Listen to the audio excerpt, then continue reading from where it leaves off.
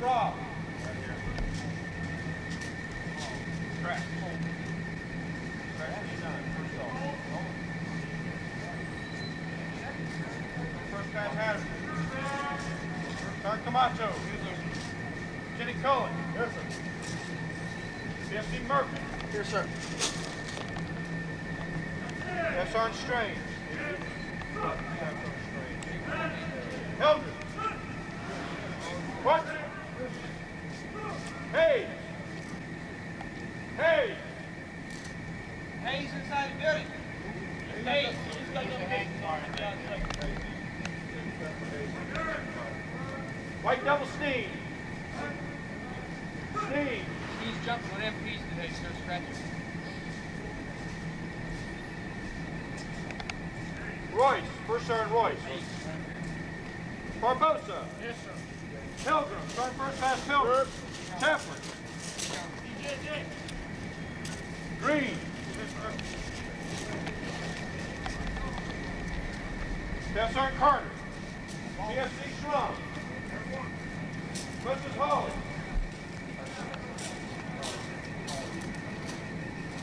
Master Sergeant Cook. Master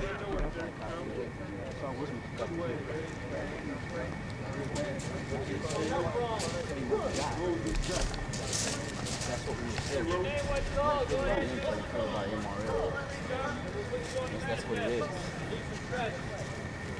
Splash should have that too, but sign for your equipment should have that list. Well, that's all that keeps coming back. He apologized.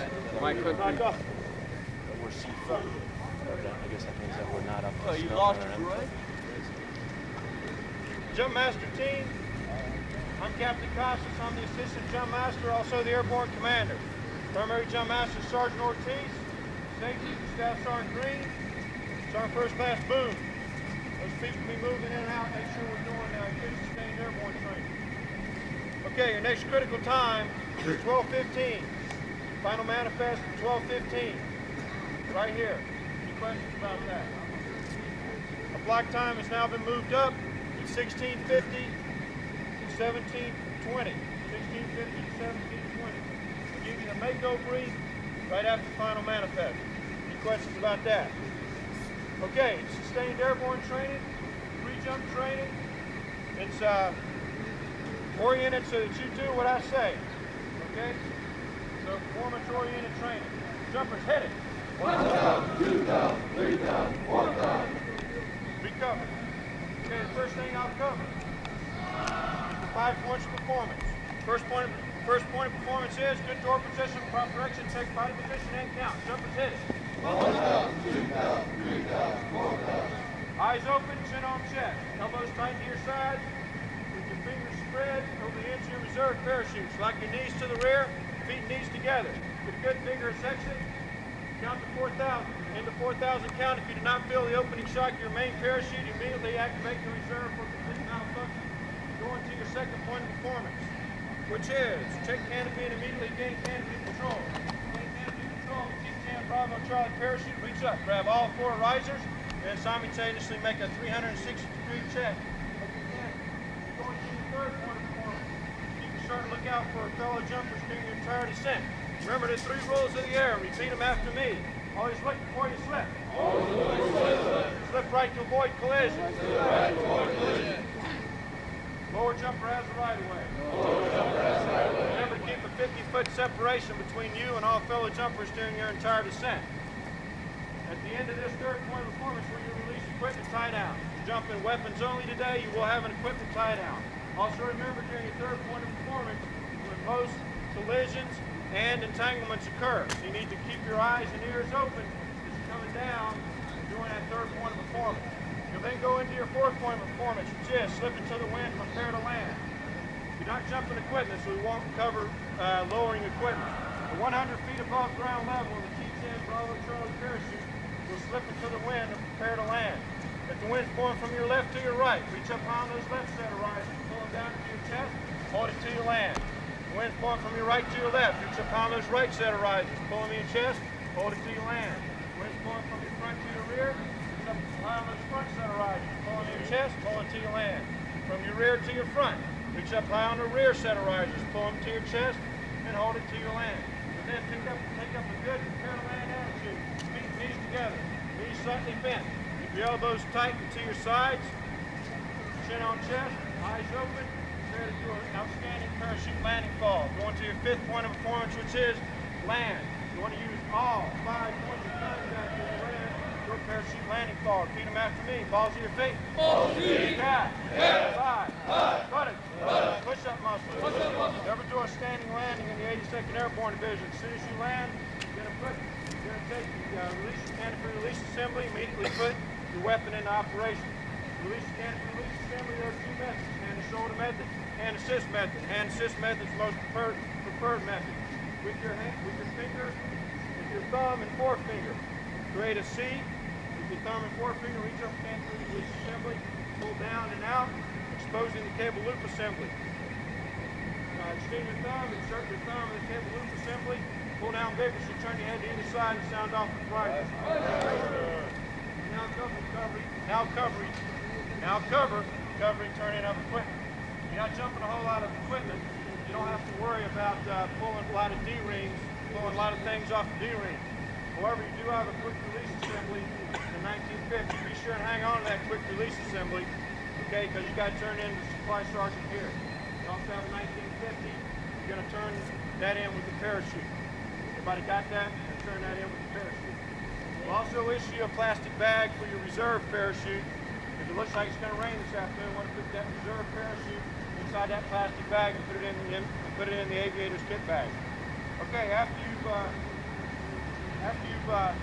released your cable release assembly, you're going to take your aviator's kit bag out, roll it 2/3 of the way down. Take your pack tray, insert it into the aviator's kit bag with the smooth side facing up. Take that canopy assembly that you released, place it underneath the main pack tray. Take your waistband and expose it outside the aviator's kit bag. Then you want to go to the end of your canopy, find the bridle loop, insert your thumb into the bridle loop, extend the canopy, ensure there's no foreign debris inside of it. Then you're going to figure 8 roll. Let's do it, gentlemen. Figure 8 roll the canopy all the way, including the suspension lines, all the way to the aviator's kit bag. Then over the aviator's kit bag, insert the canopy in. Make sure you hold on to the bridle loop. Waistband, insert the waistband through the bridle loop, leave about 6 inches outside. Then you want to snap. Do not zip the aviator's kit bag. Secure all your equipment. Make sure you got everything. Your reserve parachute and everything around you. Move out toward turn-in points. There will be centerline turn-in points. There'll be centerline turn-in points, but there are 2 units jumping on this: 82nd Finance and us. Okay. Get to the center line turn-in point, you're looking for a guy in a road guard vest with no engineer tape on his helmet. There'll be engineer tape on the helmets of the 82nd Finance guys. Okay? You need to go out there and find one that doesn't have somebody you probably know turn in your equipment. Okay? If you're not an HHC brigade, look for somebody without the white engineer tape. All right, I want to go through malfunctions. There are 2 types of malfunctions: a complete and a partial. Malfunction offers you no lift capability at all. You must activate your reserve. Partial malfunction gives you a little bit of lift capability, but it's also dangerous, and you have to deploy your reserve after you make a couple of decisions. You have a complete inversion, squint, cigarette roll, complete inversion with damage to your canopy or suspension line. You must activate your reserve. Complete inversion with damage to your canopy or suspension line. Not activate the reserve. You got broken suspension line, blown section or core. Prepare your rate of descent for those of you fellow jumpers. Not falling faster, don't worry about it. Hold what you got. Falling faster, you need to activate the reserve. Okay, let's talk about activation of the reserve parachute. Jumpers, hit it. 1 thumb, 2 thumb, 3 thumb, 4 thumb. Now feel an opening shot. Your main canopy, you know you have a complete malfunction. You activate the reserve for complete malfunction. Take your left hand, grasp the carrying handle of that reserve parachute. With your right hand, grasp the rivet toward the rivet. Turn your hand to each side, pull out the scum rivet toward the rivet, discarding.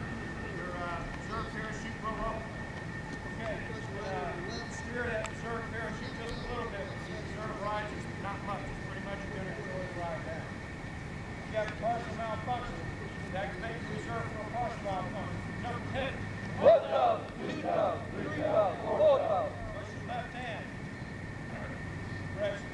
Place your left. That's correct. Place your left hand over the protective flap of your reserve parachute and apply pressure with your right hand. Grab the ripcord grip. Pull out vigorously, simultaneously letting out slightly with the pressure with the right hand. With your right hand on the knife cutting edge, invert it, stick it behind that reserve parachute, grab as much as you can, pull it out over your shoulder, throw out vigorously. Remember, if you're spinning, throw it in the direction of the spin.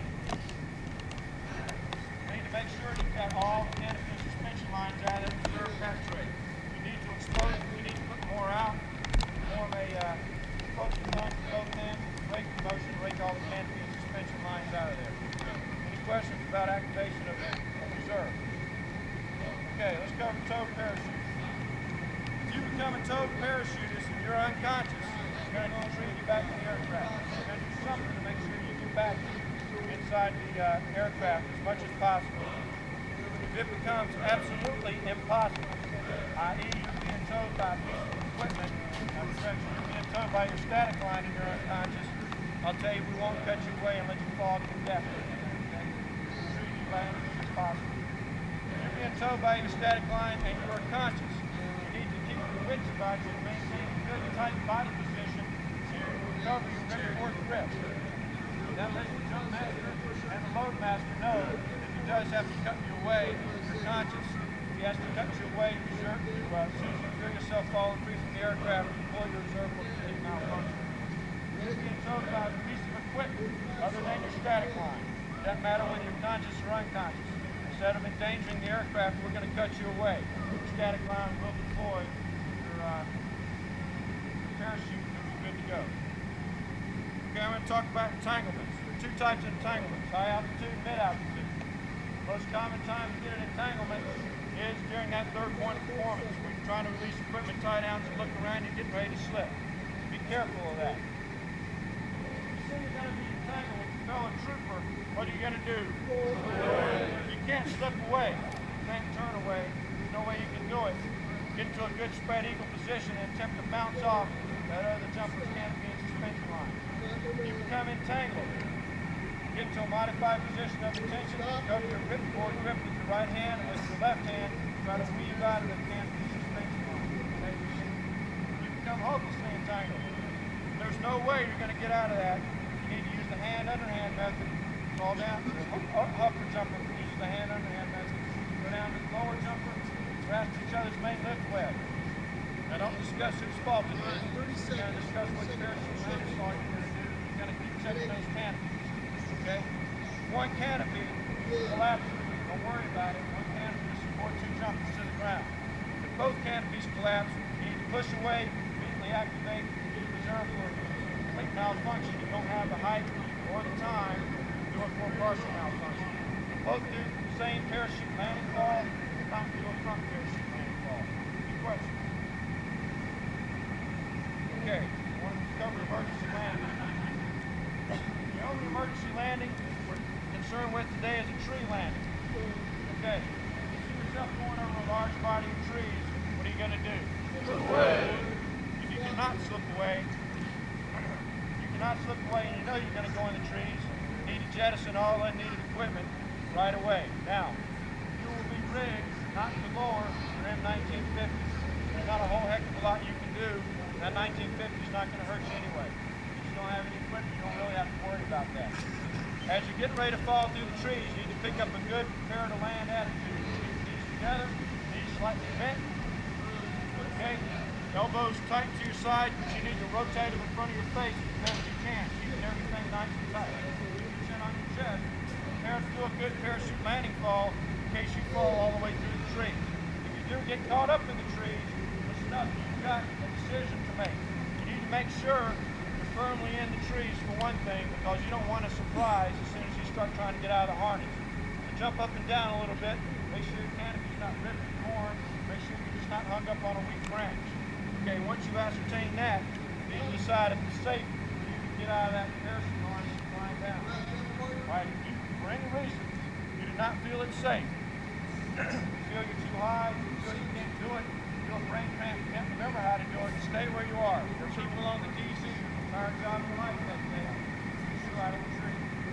Okay? If you feel you can get safely out of the tree, okay, you want to keep your helmet on. Alright? You want to go ahead and release that chest strap. Don't hang yourself, gentlemen. Go ahead and release the chest strap. Okay? You then want to release your waistband, left connector snap, rotate that reserve all the way over to the right. Deploy your reserve completely. Discard the ripcord grip. Make sure all the canopy and suspension lines are out of that reserve pack tray. Alright? Cinch yourself up good in the saddle. Real well in the saddle. All the way up. One at a time, while you're holding on to something perfectly reserved pack tray or your main lift web, release your leg straps. Crawl down the outside of that reserve. Alright, be sure you're crawling in the outside of the reserve. Don't get tangled up in the middle of it. Okay, Sergeant Green, Sergeant Boone, did I miss anything? Yes, sir. Thanks. Brian, you know why your equipment, every time we made free that equipment prior to us cutting the tree. And the second thing is, simple comment like today, the M1950 lower tie-down strap will be wrapped around the individual's leg. The jump master, all current jump masters today will do that. Start getting fine. Make sure that we take the lower tie-down strap, wrap around the jumper's leg. There'll be quarter-inch cotton webbing available. You'll rig that not to lower. Do a safety tie over the quick release assembly. All jump masters need to check for that also. All right, any questions concerning sustained airborne training or anything I've covered? Jump masters, did I miss anything else? This time, get out the landing call platform right here and you'll do a